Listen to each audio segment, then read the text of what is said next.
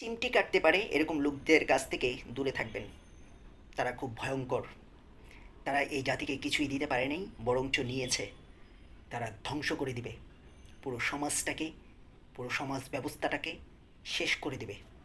তাদের বুদ্ধি একেবারে কম। তাদের বুদ্ধি নাই বললেই চলে।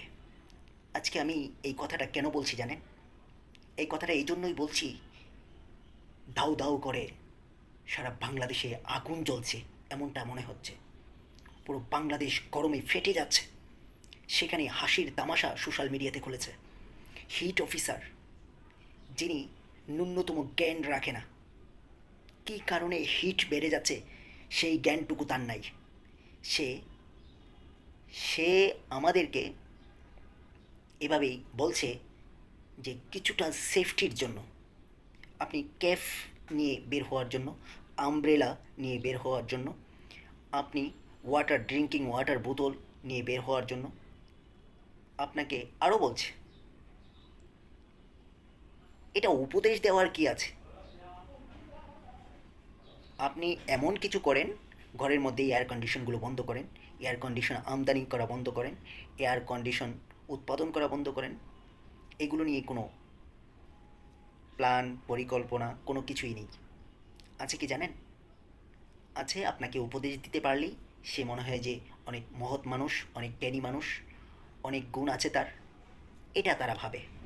আর মিডিয়াগুলো কেমন, যে ওনাদের পেছনেই গুড়গুড় গুড়গুড় করে যে ভুলভাল কোনো উত্তর পাওয়া যায় কি না, যেগুলো। আর কারেন্ট ওয়ার্ল্ডে কী চলছে সেই নিয়ে কোনো মাথা ব্যথা নেই। এই সাস্টেইনেবল ডেভেলপমেন্ট তো এটা বলে না। আপনি যদি হিট অফিসার হয়ে থাকেন, আপনি যদি সমাজে কিছু কাজ করতে চান দেশের জন্য, দেশের মানুষের জন্য, তাহলে সাস্টেইনেবল ডেভেলপমেন্ট নিয়ে যারা কাজ করছে তাদেরকে কিছু উপদেশ দেন যে কী করলে এই হিট, এই তাপমাত্রা কমবে দেশে। সেটা নিয়ে আপনি পরিকল্পনা করবেন। গরম আসলে, আমি সেই জন্যই বলছি, গরম আসলে যদি আপনার পরিকল্পনাটা বৃদ্ধি পায় তাহলে আপনার জ্ঞানের অভাব আছে। আপনার জ্ঞান বুদ্ধি খুব কম আছে। তাই আমি বেশি দূর যাব না, আমার কথা লম্বাও করব না। আপনাকে আমি বলতে চাই, আপনি শুধু হিট অফিসার, আপনি সাস্টেইনেবল ডেভেলপমেন্ট নিয়ে কোনো যৌথভাবে কাজ করছেন না। যারা সাস্টেইনেবল ডেভেলপমেন্টের দায়িত্ব পালন করে তাদেরকে কিছু তথ্য দিয়ে যদি সহযোগিতা করতে পারেন তাহলে আপনার জন্য এটা খুব গুরুত্বপূর্ণ হবে।